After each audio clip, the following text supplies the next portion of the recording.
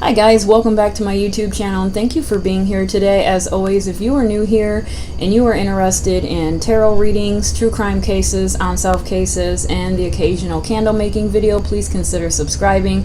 I try to upload every week. I apologize, I'm late this week. Things have been extremely hectic lately, but I'll get into that in a minute.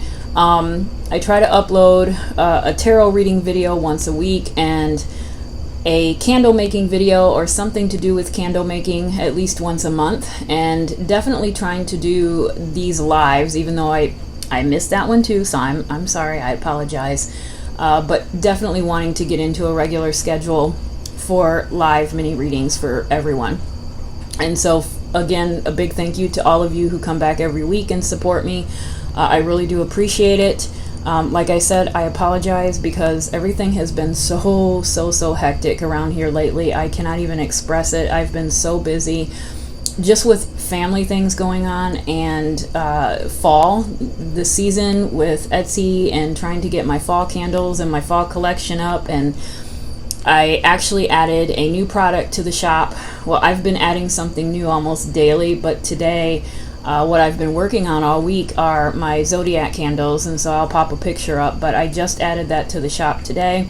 So yesterday I was making candles all day, and then I finally uploaded them, and so I am happy to have the zodiac candles to go along with the tarot candles. So that's kind of what I've been working on these past couple of days. I had a private wedding order for some wax melt, so I've been trying to get that done, and just other things that I have going on for Halloween. And so just trying to really catch up on inventory, and like I said, just life.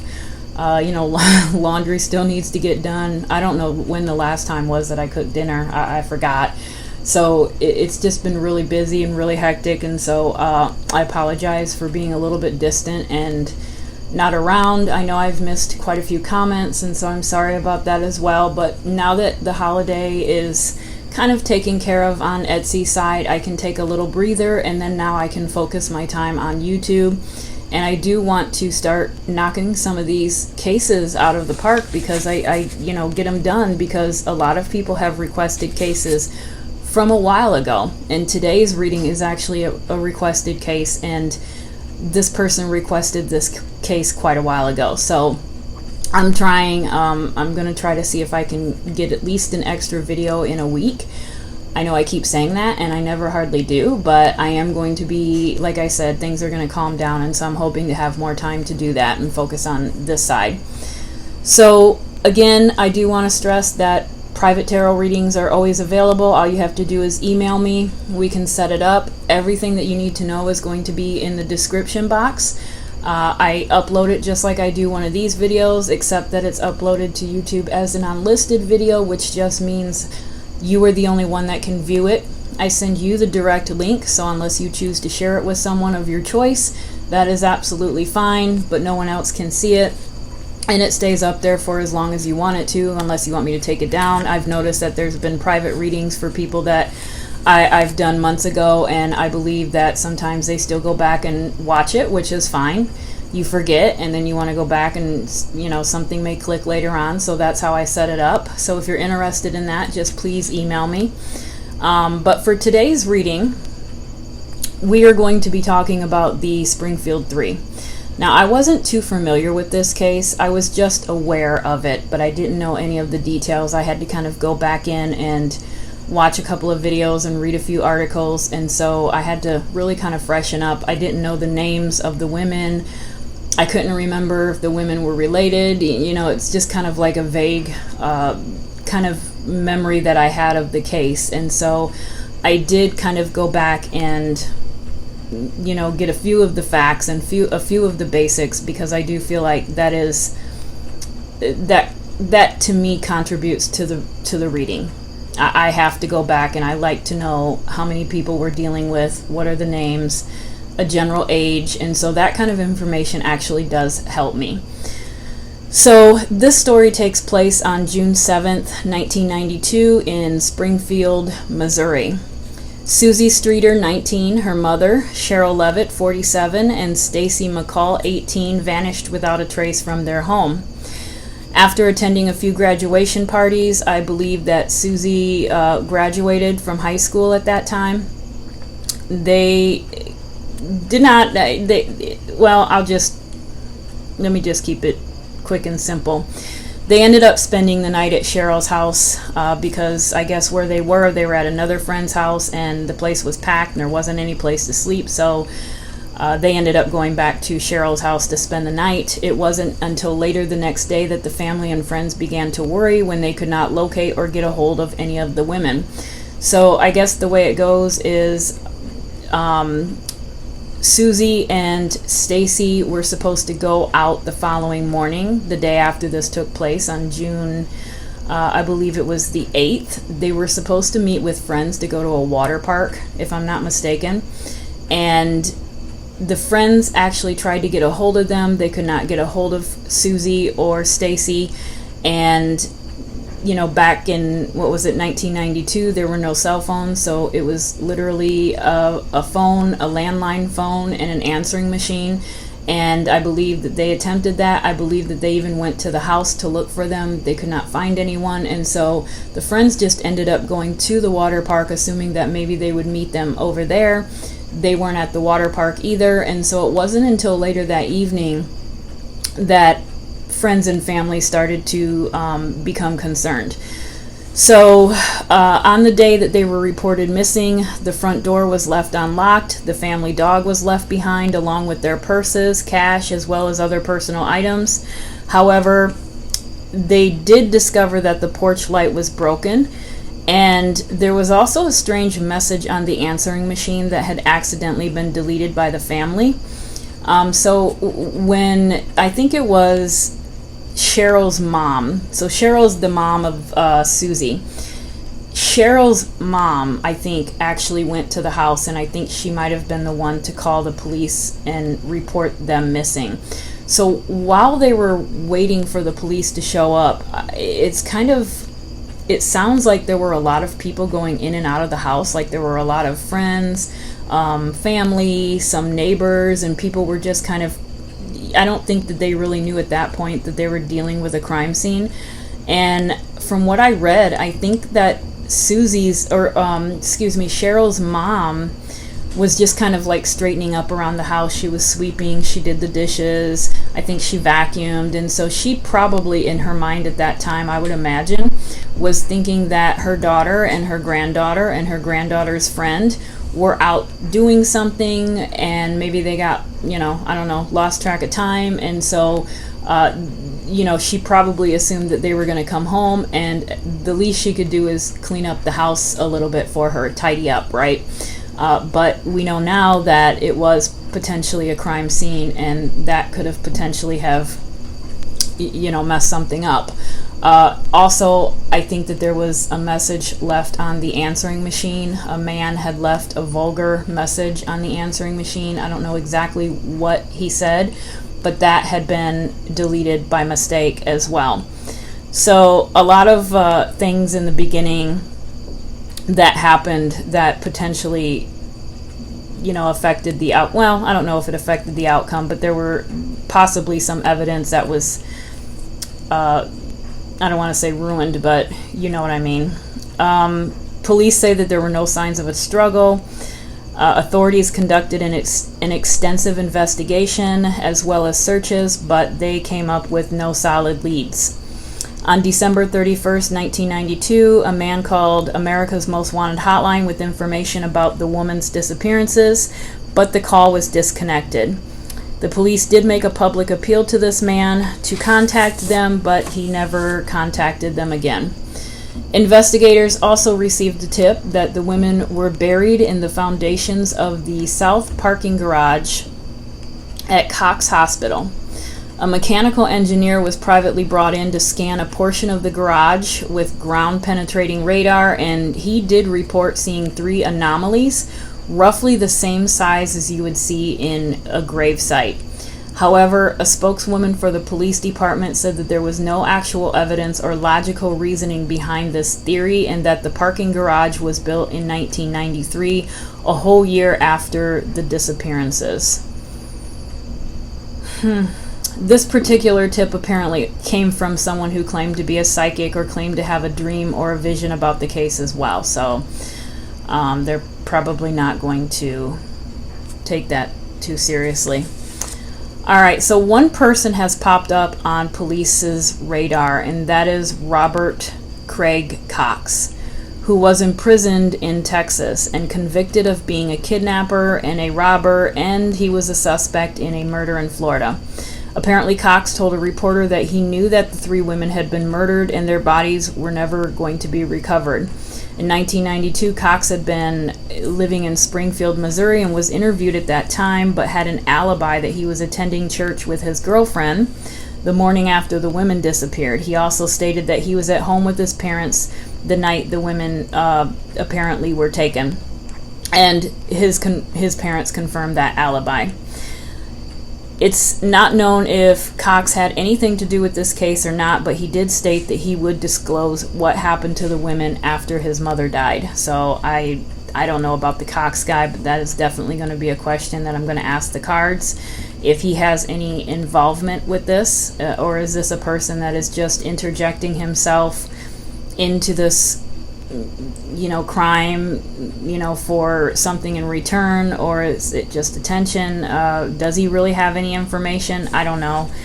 So that'll be interesting to see in the future if anything comes of that. So the case remains unsolved to this day, despite having almost 5,000 tips. And I want to add that a neighbor, I believe it was a neighbor, did come forward a couple of weeks after the women went missing and told police that she had seen a strange van. I think she described it as a green van in the neighborhood a couple of days after the women went missing. She claims a woman was driving, and I think she even, I think that this girl matched the description of one of these 3 women, but I'm not sure which one. And she looked like she was driving in distress. She also said she thought she heard a man's voice directing the woman. So could this have been the man responsible? And this was a couple of weeks after their disappearance, so what would he have them be doing? That means that they came back, right? That means that they would have come back to the neighborhood, or they would have come back to the house for some reason. So I don't know what the reasoning would be for that, but I do want to ask about the van or the transportation to see if they did go back. So questions for tonight is about Cox. I want to know if Cox has any involvement in this. I want to know about the tip to the parking garage, if there's any substance to that. Are the women alive? Where are the women? Details on the assailant. I want to ask about the green van.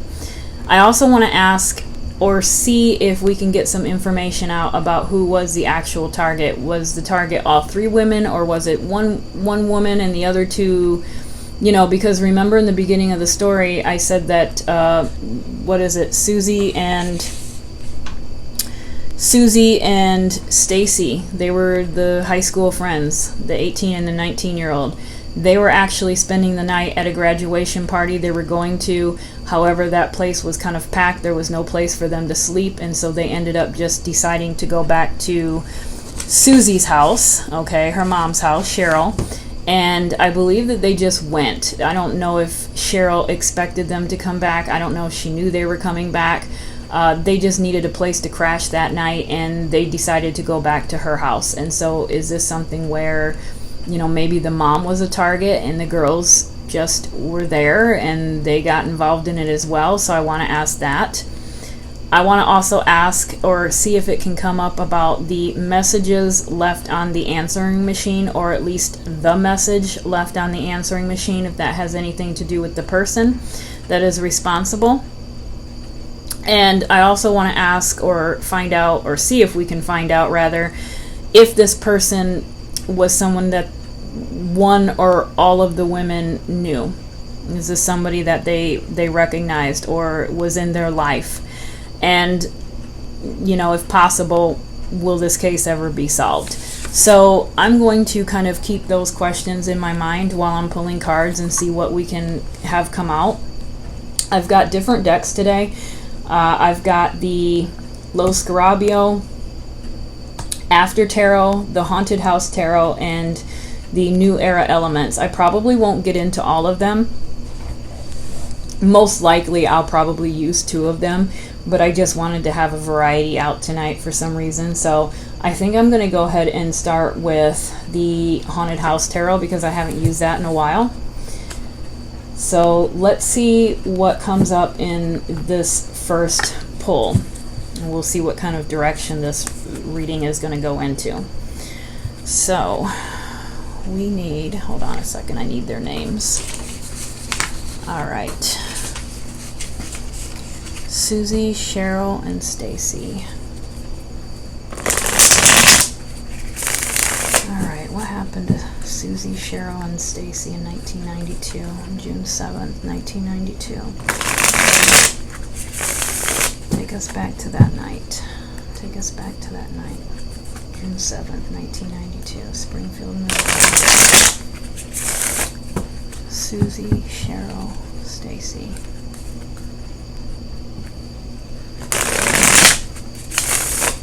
Susie, Cheryl, Stacy. Susie, Cheryl, Stacy. What happened to Susie, Cheryl, and Stacy?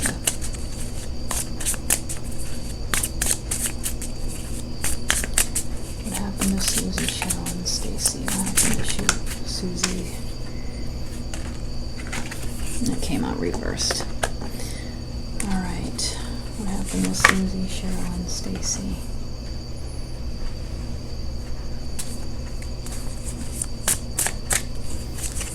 What happened to Susie, Cheryl, and Stacy? That first card, that 4 of Swords, already makes me feel like this happened in the middle of the night. Okay, I really do. Just that coming out to me tells me that this is something that happened in the middle of the night, potentially while they were sleeping.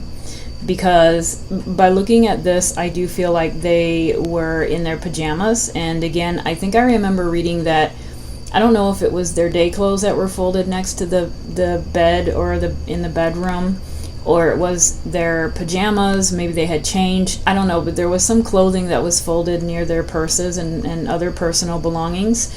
And I don't know, like I said, I don't know what it is, but I do feel like they did actually manage to change, and they had pajamas on at one point or another.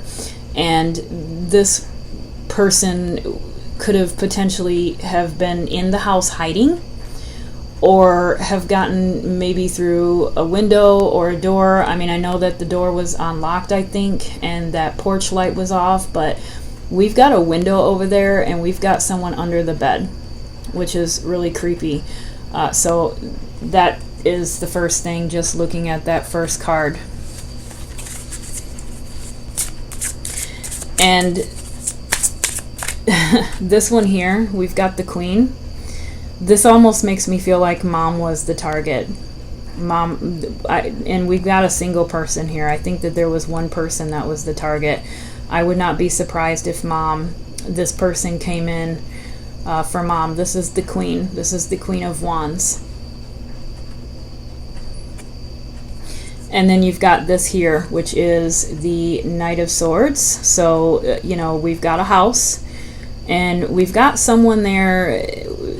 She's got the black wings, and so she kind of looks like she might not be the nicest angel around, right, or the nicest knight, but this is someone who's looking down at a house. She's observing, she's watching, and it does also make me feel like this person could have been watching the house for a while, planning on what they were going to do, and eventually put it into action, because that's what the Knight of Swords does. He's an action card.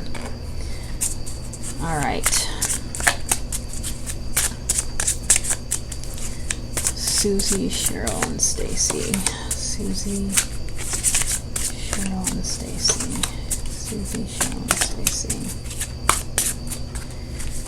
All right. We've got the 3 of Cups. Not surprised that the 3 of Cups is coming out, since it's the 3 of them. The 8. The 9, reversed, The Knight of Cups, interesting. The Eight of Swords, and the Ace of Wands. All right, so we'll start with that. So, like I said, I do feel like they actually did go to bed. I think that they were sleeping. And I really kind of feel like mom could have been the potential target. And this person could have been watching the home or watching mom for a while. And when they went into the house, they found all three. Okay, so this is that Three of Cups. I believe that one was the target, but all three ended up becoming involved because they were there. So I do feel like this is something that maybe the girls kind of walked into, and this guy had been planning it, but he did not realize that they were going to be in the home, and they had to kind of go along with it, just kind of at the wrong time, the wrong place type of deal. And so I do feel like that top row is indicating that. And then we've got the Magician. Okay, so we've got the Magician, but he is upright. So this is someone very manipulative. This is someone, I'm not sure if I get anything here in regards to whether or not they knew him, but I do feel like this is definitely someone who, and you know, with this particular Magician, with this particular deck, he looks like the butler. And what does the butler have? He has keys. He has the master keys, right? He knows all entryways. He knows all everything. And this really actually makes me feel like he did. He was very, he's standing at the front door. And I know I said the window because I seen the window. I did see the window in this card here. But looking at this Magician makes me feel like he literally, then again it came out reversed. So did he try the front door and the front door didn't work and he went through a window? Or is this just saying that he was very brazen and he did not care and he was waltzing around the place like he owned it? I really do feel like that is a possibility. I think that he wore gloves because this man also has gloves on, and so he was at least smart enough to plan ahead and probably didn't touch anything, probably didn't leave a whole lot of fingerprints potentially. But I do feel like he was at least comfortable. He was comfortable with doing what he was doing. And I think that this also indicates that he had been in the house. So I know I was kind of waiting for a card to really come out and speak to me whether or not this person knew mom. I think she did. Just talking through this card. When I talk through these cards, it actually helps me to talk through the cards.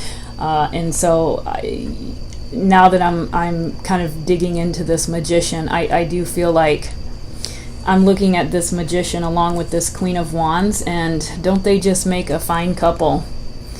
So, you know, is this, and then, you know, we do have that Knight of Cups. The Knight of Cups came out, and so is there a possible relationship, a man that mom, that Cheryl was involved in?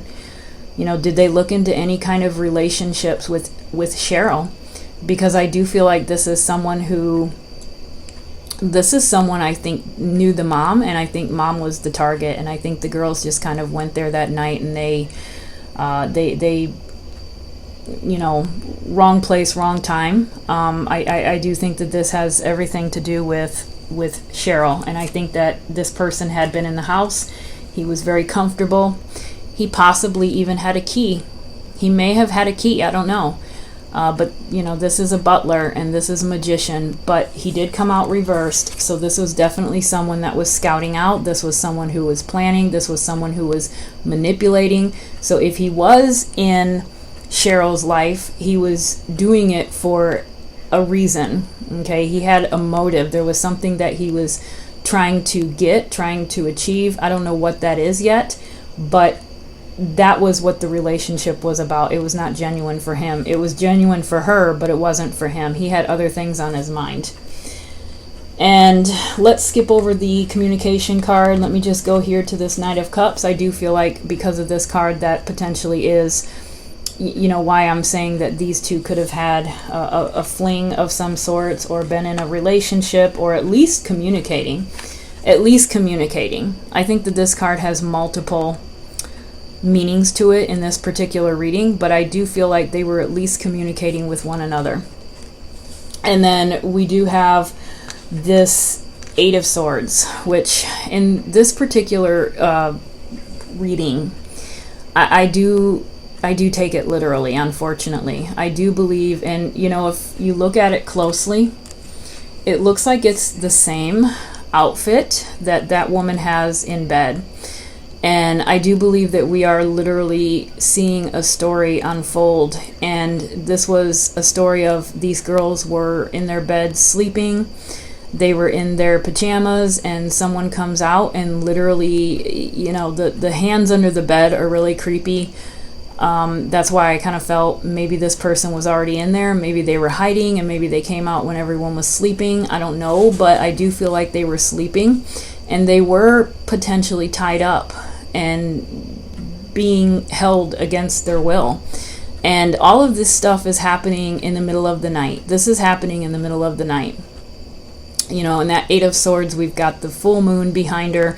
So this is all, I don't know what time they got home. I don't know all the details like that. I don't know what time, I'm not sure what time Susie and Stacy left their friend's house and what time that they got back to Cheryl's house, but this, I think, occurred after they went to sleep.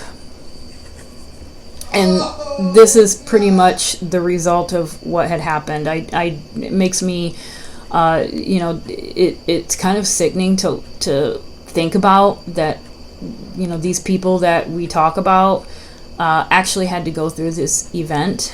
But I do think that this is what they had to go through. And then we've got also with that the Nine of Swords. And so, there's a couple of things that we could look at with this card. This could be repetition. Did this man do this to someone else before? Does he have a habit of abuse or hurting women? What do these swords represent? I don't know. Could be, victims. It could be how many days. Maybe he kept the women alive for a certain amount of time. I kind of feel like, I kind of feel like with this one, he did. I think that he did keep them alive, and I think that they were, literally kind of held hostage. We've got these two cards here, and these two cards here are not really what these two cards say a lot. So I do feel like they were held for a period of time, and in that time they were absolutely beside themselves, or at least one of them was, possibly all three. Okay, so that's how I'm going to leave those two cards. And then I want to leave the Eight of Wands out, because like I said, this is a communication card, so this could encompass a lot of different things. It could be the communication potentially between this person, this mastermind, and mom. It could be communication, between assailants. Right now, I feel like we're talking about one. I feel like we're talking about one assailant, okay? This is one guy. I think that he's responsible. But this could also represent I look at this as the police department or the police officers interviewing him. Is this someone that they've talked to? Is this someone that they've looked into? Is this someone that they've communicated with somehow, some way, shape, or form?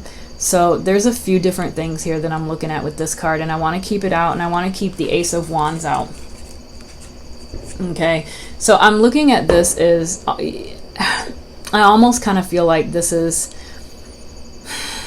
this could pertain to evidence that needs to come out in order for this case to be solved. But I don't know. I'm going to hold this one out for a while. I'm going to keep these two out. And then I'm going to draw a few more with this particular deck. All right, so let me see. Let's see if the man who left that message on the answering machine, is that this person? Is that this magician? Is that this person? Is it the same person? Is it the person responsible for this?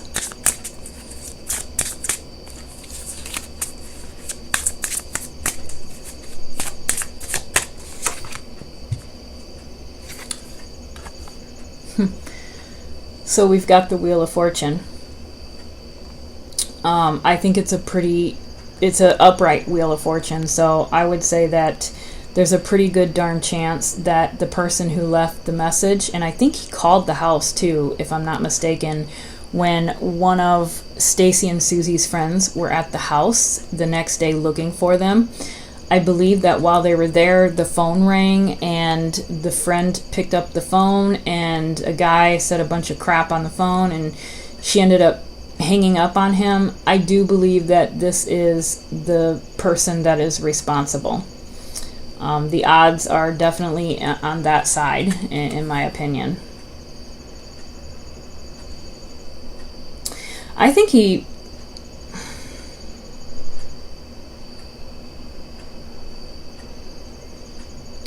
watches some. I think he was watching the house, to be honest with you. I think he was watching the house for quite a time before doing this. And I also think he was in the house. I think he was in the house. I think he was in the house, and I think he was hiding somewhere. I keep going back to that Four of Swords with the hands coming up underneath the bed, and then I'm also looking at this guy over here in the corner, and he looks really creepy. I pulled this one on the Elisa Lam card, or in the Elisa Lam case, and I remember this card because of this guy here in the corner. I feel like we've got a clock, right? And so I feel like he got there when no one was home. He got there at a time where he could get in, he could get comfortable, and he was hiding. I feel like he was hiding in the house. And he had been watching, I think, prior. I think he had been watching this house, or he had been watching maybe Cheryl for a while. I think at the same time possibly communicating with her and actually having some sort of a relationship or a connection with her. And at the same time, he had these ulterior motives. So I think he was actually in the house, and I think it is the same person that left the message. All right. So now I want to ask about the green van. Was that the three women and this man? Was that them in the green van?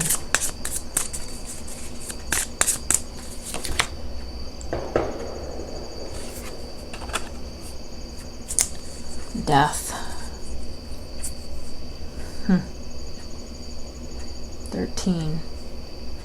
13, death. Change. Transformation. Change.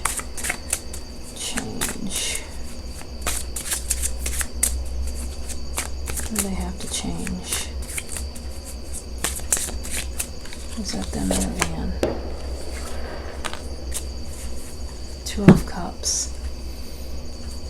We've got death, and we've got the Two of Cups. Two of Cups definitely, to me, confirms that this was someone that mom potentially was in a relationship or seeing or interested in. Whether they went out for a dinner or coffee or went to the bar or hung out or whatever, but this is definitely, to me, someone that is associated with mom. Now, as far as them being in the green van,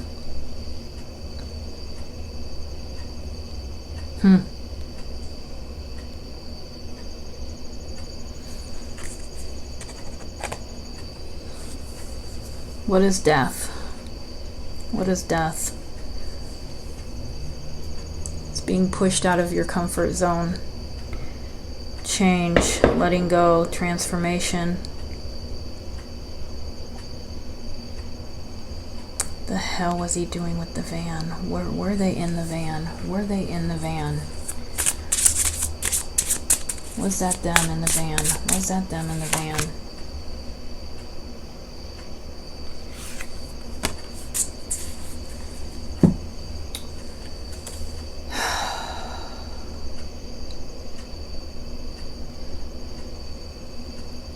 Swords. Knight of Swords. I wonder if there's something that he... is there something that he needed in the house? I mean, if you look at this person here, he's actually on top of a house. He's literally, you know, on the outside of a house. It looks like the tower, really, with the building and the lightning bolt. And he doesn't look all that great, right? He doesn't look that friendly. So, you know, I feel like this is the guy, and he's standing outside of the house. He's outside of the house. And these two here, they look very similar. They have very similar facial expressions.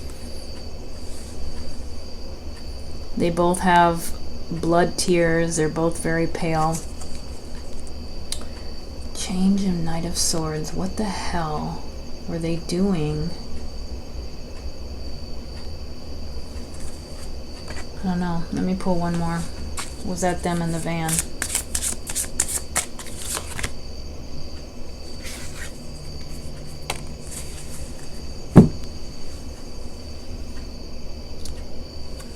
I think it was.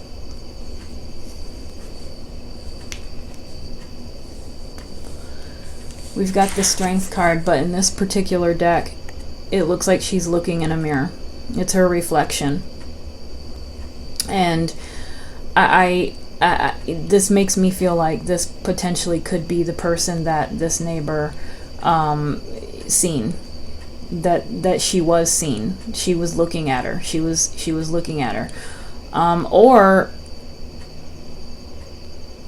could it have been someone who looked like her?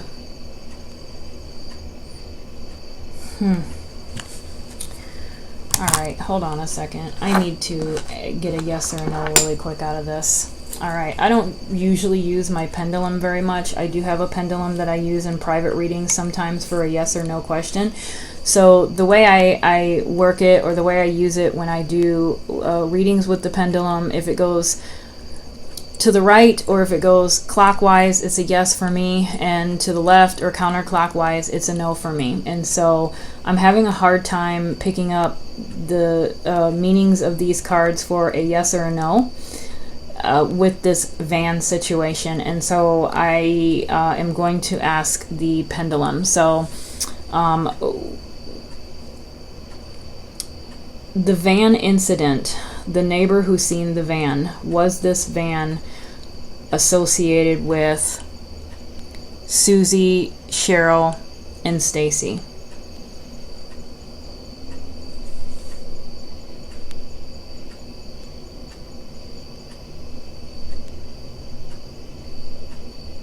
Okay, so that's going counterclockwise, so that is a no for me.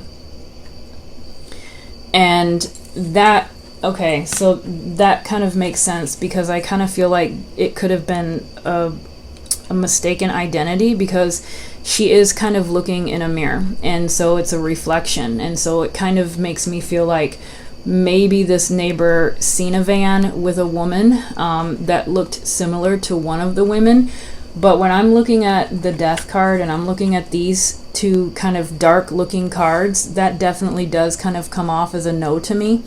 So that kind of makes me feel like the van incident perhaps was just a case of mistaken identity. All right, so I feel like I can move on from that question. All right, and then what else do we got? We have, I want to, let me see. I do feel like Mom was the target. I do feel like that the person was the person responsible, left that answering machine message and called. And I do feel like Mom knew this person. Oh, let me ask about the parking lot tip. Let me ask about the parking lot garage tip and see what comes out with that. So let me put these aside. All right, so the Cox, I think it's the Cox Hospital parking garage. Okay, is there any validity to the Cox parking garage situation?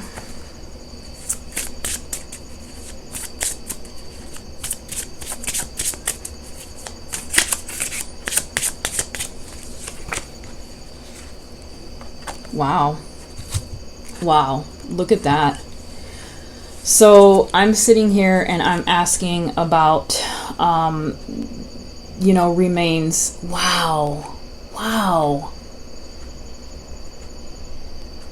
Oh my God. I'm sitting here asking about the garage, the parking garage remains, and here I pull a skeleton in a wall.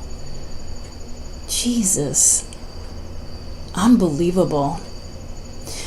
This to me also answers the question of whether or not they are alive. So at this point in time, of course, I can't say for sure, but based on this card and also that death card, even though that death card came out for a specific question, I am looking at that as another sign to me that they are no longer with us here. And so this card for me to come out on the question of whether or not their remains are buried in the Cox Hospital parking garage foundation really makes me feel like there is something to that. There's something to that.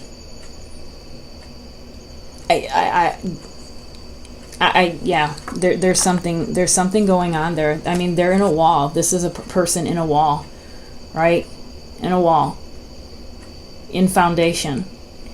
Isn't that what the I think the story says, is that it was the what was it, the Cox, I have it written down here, in the foundations, buried in the foundations of the south parking garage at Cox Hospital. And they did hire someone brought in a private mechanical engineer, and he did do a scan. Okay, so he did a scan of the garage with the ground penetrating radar, and he did report seeing 3 anomalies roughly the same size as you would see at a graveside. And then we've got this card here when I'm asking about that question. I don't know if anyone has ever tried to look into it further, if that's a possibility. And I know that the police spokeswoman came out and said that it would be impossible because that garage was built a year later, but it wouldn't be impossible if they were held someplace for a year, right? So I do kind of feel like they were held for a while. I don't think that whatever happened to them right away because of that 9 of Swords. I do kind of, and that 8 of Swords makes me feel like he actually held them captive for some time.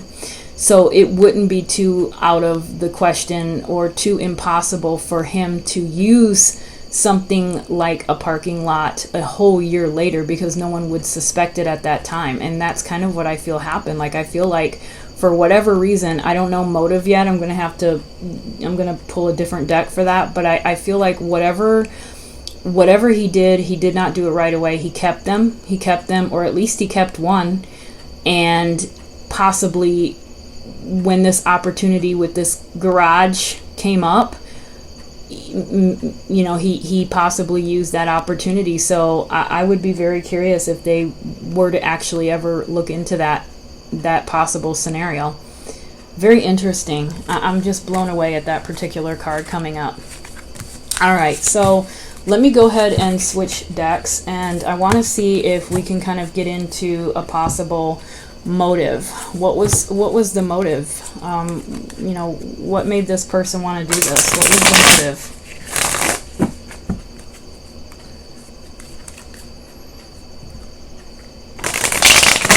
Oops.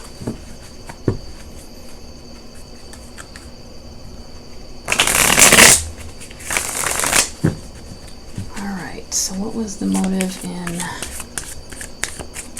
let me get their names out here. Susie, Cheryl, and Stacy. What was the motive here for this? What's the motive?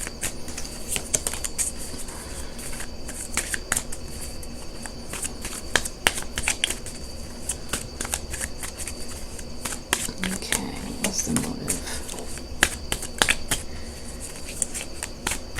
All right. Okay, so we have emotional fulfillment. So he could just be like a psychopath, I guess, and who just gets off on that kind of stuff.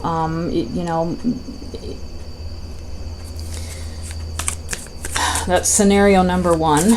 Okay, let me see. Someone hurt. Yep, someone hurt. Someone who's been through some shit in his life.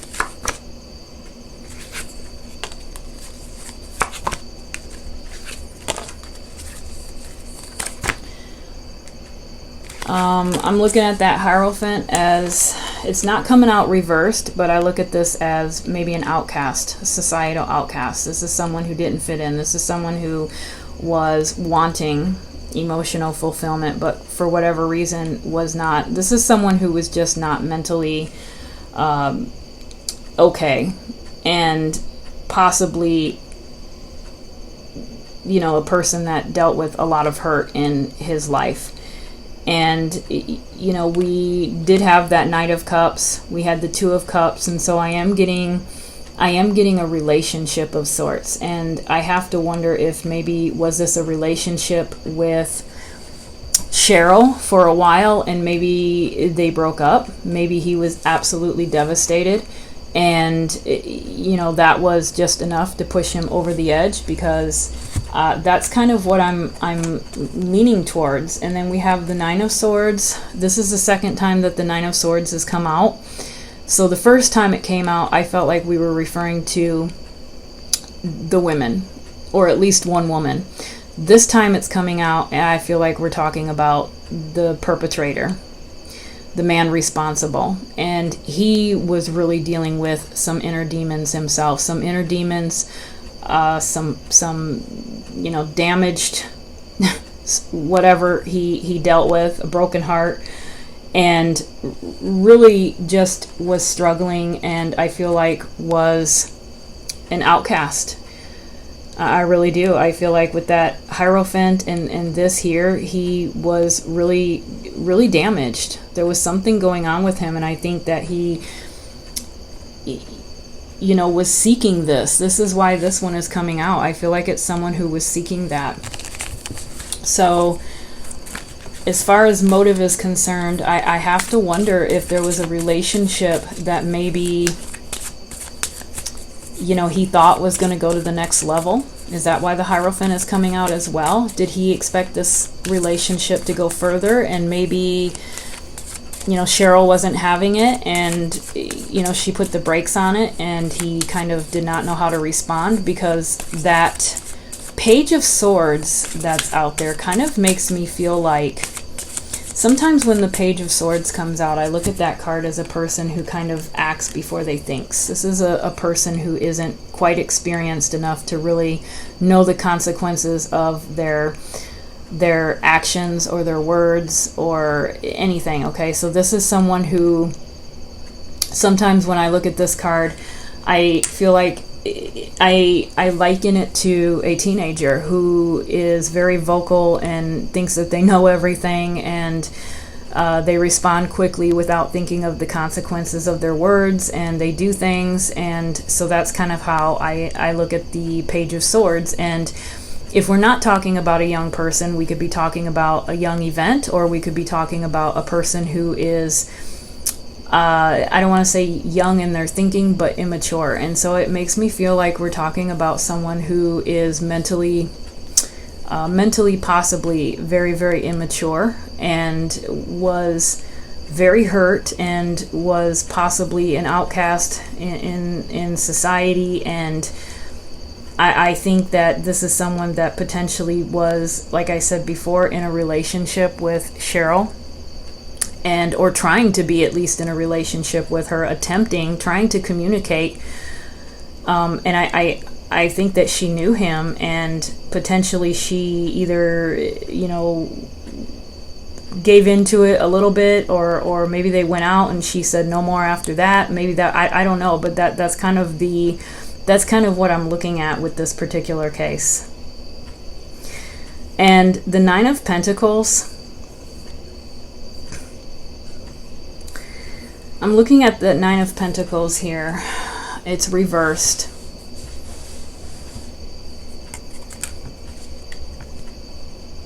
We've got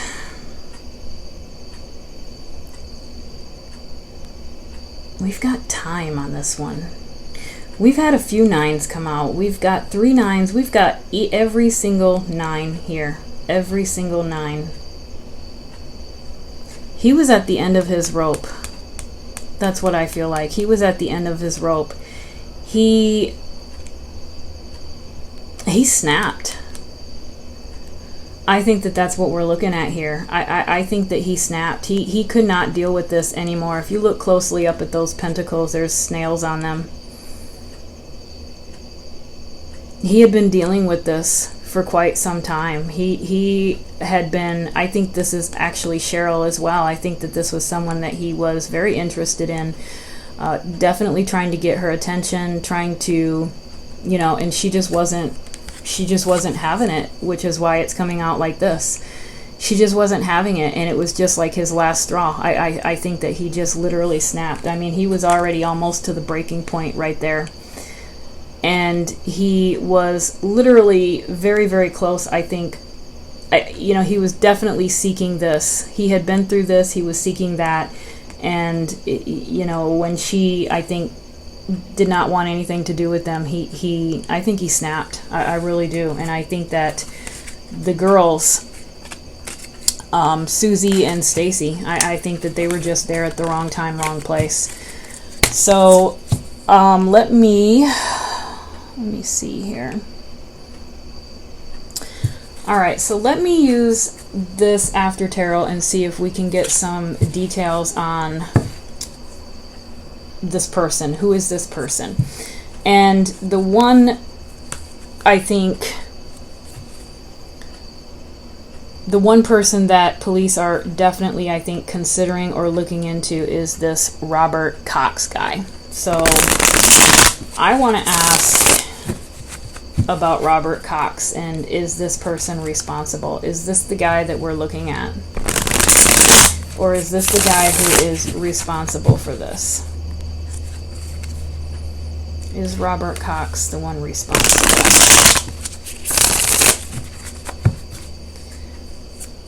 Is Robert Cox responsible for this?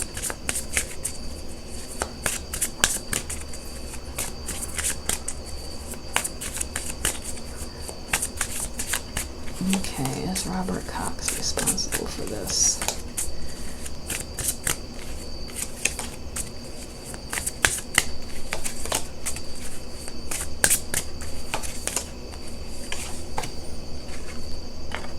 Justice. That gives me hope. Very interesting that I'm asking about who's responsible and the Justice card comes out. I mean, that's about as shocking as the Hangman coming out for the question that I had for that. This to me tells me that this is someone in the system. This is someone already in the system, and we know that Robert Cox has a history.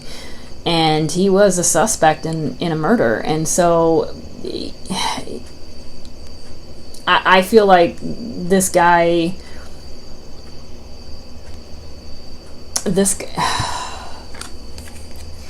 to me, this guy is looking really potentially like a good suspect. And this card coming out actually gives me hope for this case. All right, is Robert Cox the one responsible for this crime? Is Robert Cox the one responsible? We've got the Hierophant again. Interesting. The Emperor. The Eight of Wands. See, now we're getting repeats.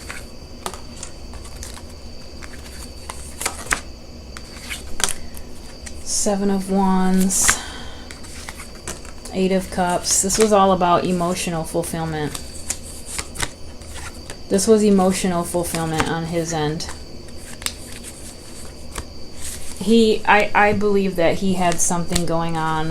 I don't know if this was, okay, up until now, I wasn't sure if this was a relationship that was reciprocated, but I do believe that Cheryl was communicating with him at the very least. Okay, there was an interest, at least, in the beginning.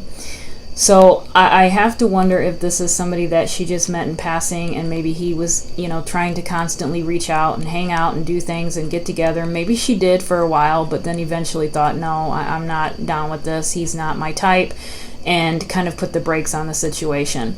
But because of this particular card, I do feel like it was reciprocated for at least a short time. And I think that she stopped all communication. She didn't want anything to do with him. I think that he tried to reach out. He tried to get a hold of her. He probably tried to go to the house. I think that there was a potential. I would wonder if, family or friends can remember her complaining about anyone, before they went missing. Was there anyone that, she had mentioned to a friend that, this guy was, creeping her out or bothering her, or he just wouldn't take no for an answer? Because to me, this is him continuously reaching out to her and she not wanting it anymore. Okay, there might have been a time, because this card came out before and it came out upright. There might have been a time in the beginning where she was open to it, but then after a while, she was no longer open to it. And so that could have been what set him off. But I don't necessarily know if Cox is the one. He is looking pretty good with that Justice card. I would be curious. I might have to do the pendulum again, because it is hard for me to do a yes and no question on the tarot cards. So I might do the pendulum, but I do believe that this person that they're looking for is someone who was in Cheryl's life at one time or another, even if it was just a short time in passing. And with this High Priestess coming out, I feel like she knew something was wrong with him. She felt like something was off about him. She felt like she knew something was off about him. So I have to think seriously with women. Was there a friend that she confided in? Was there a girlfriend, a family member? Did she ever at once say, oh my God, this guy, I went out to dinner with him one time and he was just crazy as all get out and he won't leave me alone? Did she ever say anything like that to anyone? Because to me, that is the person. That is the guy. Seven of Wands. Okay, this is defense. I believe that this is actually coming up for a few variety of, or for a multitude of reasons. I do feel like this is, number one, I almost feel like this is Cheryl, like, trying to fight him off. I literally trying to stay away from him. I think that he was almost probably to the point to where it was borderline stalker mode. And that might have been a little bit of that. And then also we have the fact that we don't know what happened that night. Okay, we don't know if they tried to put up a fight, because I do believe it was just him. I believe it was just him. I don't really pick up any other person. I think he came out as that reversed magician. So someone very sneaky, someone not honest, someone very manipulative, someone very cunning. Okay, they're willing to do anything to get what they want, no matter who it hurts, no matter what it means. And so, I don't know if they tried to put up a fight, or if they, if he had a weapon, if he had a gun. I'm not sure. That's another thing I'm curious to ask about, whether or not he had a gun or some sort of a weapon to make them, sometimes we think if we were in that situation, you might say to yourself, oh God, if that happened to me, I'd do this or I'd do that. But I can only imagine how scared you are in that situation. And all you're probably thinking of is you want to survive it, and to just do what they're asking you to do just to survive it and hope that you can get the hell out of this situation. So it's very hard for us people who have not went through such a horrible thing, we don't really know how we would respond. I don't. I really don't. I bet you I would probably be doing everything I could just to make it out of there alive so I could see my family. So I'm not quite sure, but I do feel like this could potentially be referring to that night as well.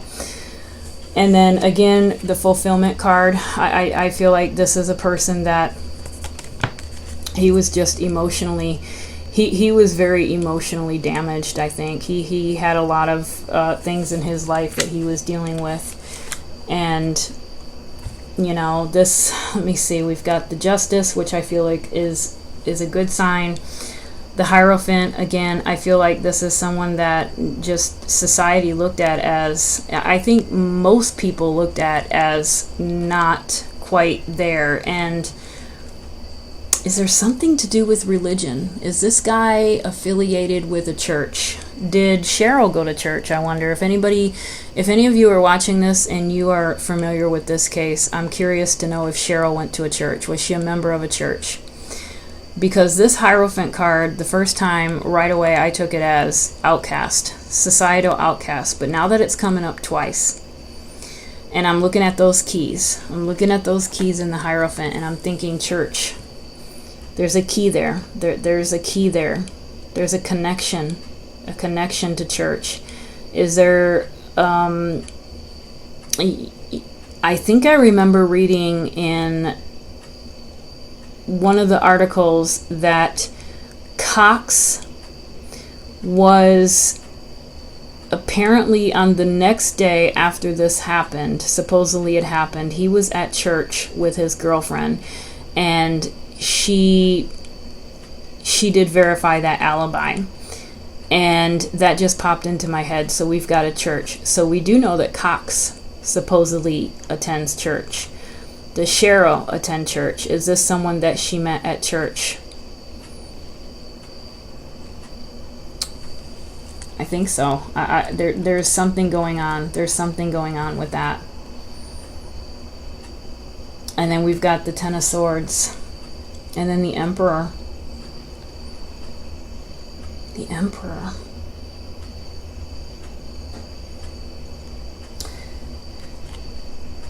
This kind of makes me feel like sometimes I look at the Emperor as, excuse my language, an ass. Just an ass sometimes.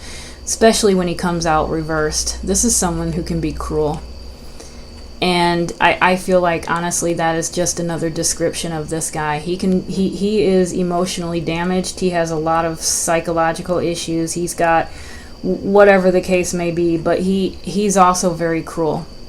And the fact that he's coming out as the Magician reversed and the Emperor reversed, he's a cruel asshole.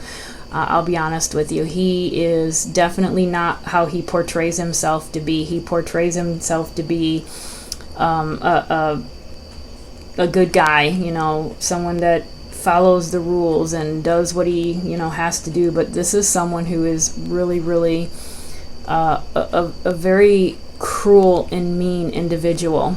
And very controlling. And I believe that he did reach out to Cheryl, and I do think that she received that in the beginning until she got an idea of who and what she was dealing with, and she said to hell with that, and that ended up potentially causing this to happen. So I think, and then the Ten of Swords, again, we've had we've had 9s, we've had 10s.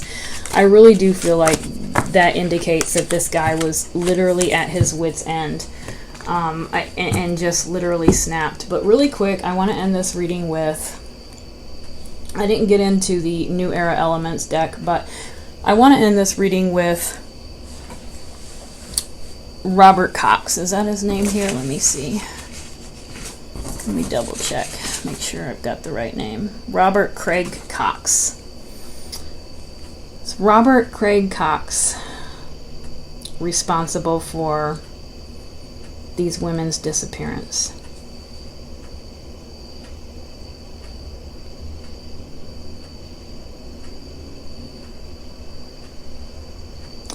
That's actually a yes for me. That's a yes for me, and I kind of felt like when I asked the cards about Robert, I pulled that Wheel of Fortune, and I said that that's a pretty good indication that this is a pretty strong suspect. And now that I'm thinking about it, and I remembered back to that thing that I read about his alibi with church the following morning, and then on top of that, you know, the foundation, the hangman question, I wouldn't be surprised, put it that way. I wouldn't be surprised if Robert Cox was involved some way, shape, or form. You know, is there anyone in Cheryl's family that recognized him? You know, did they all attend the same church? I don't know, but I just feel like there's got to be someone that maybe Cheryl mentioned to her family, to her mom, to a friend. You know, any kind of relationship that she was dealing with in recent times prior to this incident. One more question, one more yes or no question before I leave, and is this case ever going to be solved? Is this case ever going to be solved?